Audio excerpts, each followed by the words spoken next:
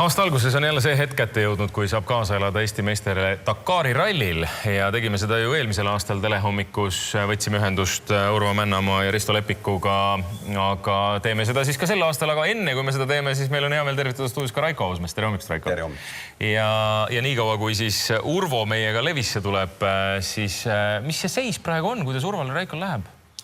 Urval ja Ristol, vabandust. Mul läheb päris hästi, aitäh küsimust.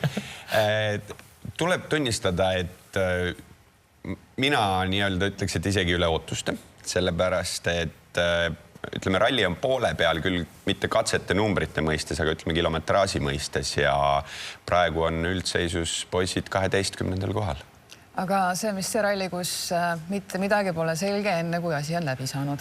Absoluutselt sellepärast, et see, kes ei ole sellist formaati jälginud, et olgu see siis Dakar või mõni teine maratonralli, siis vahed võivad olla seal ka pool tundi.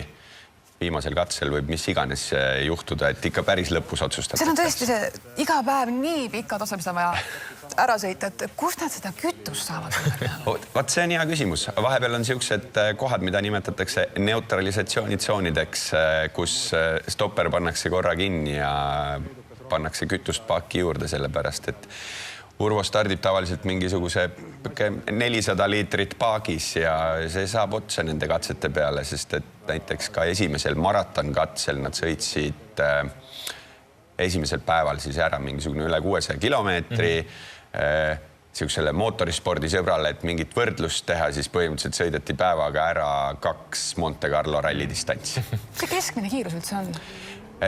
Väga hea, et sa küsisid. Ma just arvutasin, et ennast ka kurssi viia, et tegelikult on kiiremad katsed, on 100 pluss, aeglasemad natuke vähem. Kui vaadata, meie poisid on sõitnud ajaliselt hetkel kuskil 30 tundi, siis nende keskmine kiirus poole ralli peale on veidi üle 90 kilomeetri tunnis, nii et ikkagi kiiresti. Aga meil peaks olema nüüd ka Urvo tegelikult olemas. Tere hommikust, Urvo! Tere hommikust! Ma näen, et silmis on väheke väsimus juba. Ma loodan, et sa oled ikkagi saanud natukene puhata. Teil on puhkepäev täna, jah? Ja ma arvan, et see ei ole väsimus, see on puhkus või ilus uni oli. Et vahelduseks saite magada kuskil normaalses kohas. Ma näen, et sul on vähemalt kaardinad selja taga, et see ei ole vähemalt, et telgis oleks sellist interjööri. No siin mõnel mehel kindlasti on sellised telgid ka, aga meil on jah hotell täna. Esimene ainus öö hotellis selle ralli ajal. Enne võistlust me olime ka paar ööd, aga põhimõtteliselt võistluse ajal on see meil ainult üks öö. Ja siis homme, täna õhtul oleme jälle tagasi laagris ja siis enne kodu ei saa hotelli. Urvo, kas kõik on läinud plaanipäraselt, sest me siin Raikoga natukene sissejuhatuseks rääkisime, kuidas teil läinud on, aga me peame puudutama seda, kuidas läks eelmisel aastal. Eelmisel aastal läks nii, et masin põles ikkagi maani maha. Kas sel aastal on tehtud piisav eeltöö, et seda ei juhtuks? Jah, me see aasta tegime selles mõttes kardinaalse muudatuse, et me liitusime siis nii-öelda suurema ja professionaalsema meeskonnaga ja loodame, et see auto on ka meil muidugi teine ja tundub hetkel, et see on õigustanud ennast, et meie eest hoolitsetakse nagu väga hästi meeskonna poole pealt, et mis puudutab nii tehnilist kui ka kogu seda muud sportlikku poolset info jagamist ja nii edasi, et selles me tunneme, et jah, on tehtud mingeid õigeid otsuseid. Kuidas teil siiani, kuidas sa ise kokku võtad selle ralli nüüd esimese poole, kuidas teil läinud on? Lühidalt on hästi vist läinud, et nagu ma eile ka kommenteerisin, et tegelikult et see süües kasvab isu, et me nagu oleme ise ka natukene üllatunud, et meil see hoog on seekord nii hea olnud, et kohad on päris pigem ma ütleks, et ideaali lähedased olnud, et selle nagu Raiko seal alguses mainis, et siis siin juhtub väga palju, et see, kui sul on nagu kaotust liidrile niisugune pool tundi kuni tund, siis see ei pruugi veel mitte midagi tähendada, et see tähendab, et sul on kellelgi on mingi üks väiksem tehniline mure või eksivad kuskil kardinaalselt või jätavad mingi punkti vahele või saavad mingi trahvi, et see aeg läheb siin väga ruttu käest ära, et meie senine taktika on olnud kogu aeg see, et me nagu ei ole üritanud aega kuskilt nagu võita, tehes mingeid väga suuri riskantseid sõidumanöövreid, vaid rohkem oleme proovinud võimalikult vähe aega kaotada ja olla kogu aeg liikumises.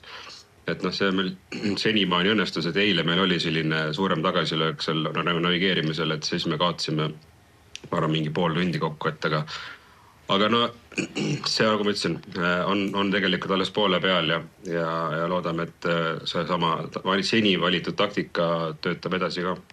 Ja Raiko ütles ka, et ütleme pool distantsist on, ma saan aru, läbi, küll mitte katsete mõttes, aga vähemalt siis distantsi mõttes, et kui sa nüüd natukene vaatad ette juba, millised need katsed on, mis on veel tulemas ja kas mõni neist on selline, milleks peaks kuidagi ekstra valmistuma?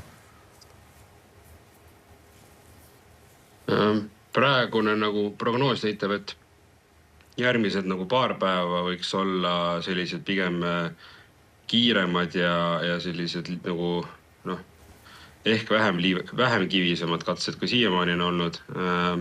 Ja siis lõpus, need viimased 3 päeva on siis selles kurikuulses empty quarteris jälle, kus on siis ainult suured liivatüünid. Et siis ütleme, viimased 3 päeva me oleme täiesti nagu teises maailmas elame, kus me siiamaani oleme olnud. Urve, me just nägime seal videopildis, et kaamlid jooksid üle tee. Kas veel midagi eksootilist on sinna autotuled ette sattunud? Kindlasti on, aga võib-olla kaamleid, nagu kõiki neid asju, kuna neid kilomeetreid on nii palju, siis sa ei suuda väga palju keskenduda, mis sa kõike näed. Aga näiteks eile oli niisugune asi, et sõidame Ristoga üks auto tolmutas ees, siis mõtlesin, et tõmban korraks nagu kõrval, hästi lage ala oli, sõitsin täielik tühjus, sõidame mingi 160-ga ja siis ühel hetkel Risto ütleb, et oot, midagi on seal ees ja siis selgus, et mingi maja vundament oli nagu uus laotud, lihtsalt vundament oli laotud. Et ma lihtsalt nagu kujutan ette, et kui me ei oleks seda märganud ja oleks sinna 170 sinna vundamenti põrutanud, et siis meil oleks täna mingi ühe teistsuguse intervjuu siin olnud. Siis oleksite olnud esimesed külalised seal majas. Urvo, milline see puhkepäev täna välja näeb või millised üldse need puhkepäevad on? Et kas see on sisuliselt ainult magamine ja ma ei tea, söömine ja võimalikult vähe kuskilt voodist välja ennast vedamine või tegelikult see tähendab ka seda, et te peate, ma ei tea, autoga tegelema või mismoodi see välja näeb? Jah, see puhkepäev on siis nii-öelda, öeldakse, et puhkepäev võistlejatele, et mehaanikutele kogu meeskonnale on see võib-olla kõige intensiivsem periood üldse, et auto võetakse praktiliselt jälle tükkideks ja kontrollitakse kõik läbi ja pannakse kokku tagasi, aga meil on pigem, ütleme, niimoodi rahulikum päev. Täna tegeleme, ma ei tea, enda pesu pesemisega ja selliste asjadega, et olla järgmiseks nädalaks jälle valmis ja mõned intervjuud ka võib-olla avanda. Aga kõik, kes Eestis kaasa elavad, siis Raiko, sina hoiad kätt pulsil, räägi, kust saab vaadata, kuulata ja kaasa elada. Jah, mina ja Margus Kiiver toimetame siis tagatubades ja jagame infot kõigile välja ja kõige lihtsam ja kõige mõistlikum oleks jälgida Rally Raid Estonia Facebook, Instagrami, YouTube ja täpselt nii nagu leviga on. Praegu Urvo on hotellis ja on hästi, aga vahel ei ole, et proovime kõike seda materjali inimesteni tuua nii pildis kui videos, nii et Rally Raid Estonia otsige sotsiaalmeediast üles. Aga on teil ka siis Kiiveriga oma mingisugune staap tehtud, et oled seal kahekesi läpakates, teed postitusi, saate informatsiooni? Tänapäeval ei pea olema, mõned mehed on kuskil Araabias, üks mees on Peetrikülas, teine on teises linna otsas, et meil staapi ei ole, aga infovahetust on küll väga palju nende 2 nädala jooksul. Perel on ammu juba kopp ees. Urvo, ma küsin lõpetuseks sinu käest ka, kas olete te Ristoga mingi eesmärgi nüüd seadnud, et ma ei tea, koht poodiumil või mis teie lõppeesmärk võiks olla? Ei, see on täiesti mõttetu tegevus, et me tegeleme sellega, et üks päev korraga ja lihtsalt elu on näidanud, et kui me suudame vigu vältida, siis kindlasti kohad paranevad ja lõpptulemus võiks olla okei. Ja peab ikkagi meelde tuletama, et kuigi meil on see aasta väga hästi läinud seni, siis me ikkagi unistame ka selle Dakari finišist, et me kindlasti tahaksime selle kätte saada see aasta ja loodame, et me ei pea jälle tulema vabandustega Tallinna lennujaama nädal või paar päeva varem tagasi. See ei sõltunud teist, nii et ära üldse muretse selle pärast, mis eelmisel korral juhtus.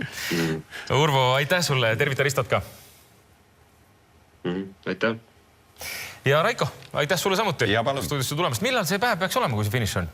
see täpselt nädala pärast. Ongi täpselt, jah? Jah. Nii et hoiame pöidlad peos, et meestel läks hästi, aitäh. Absoluutselt.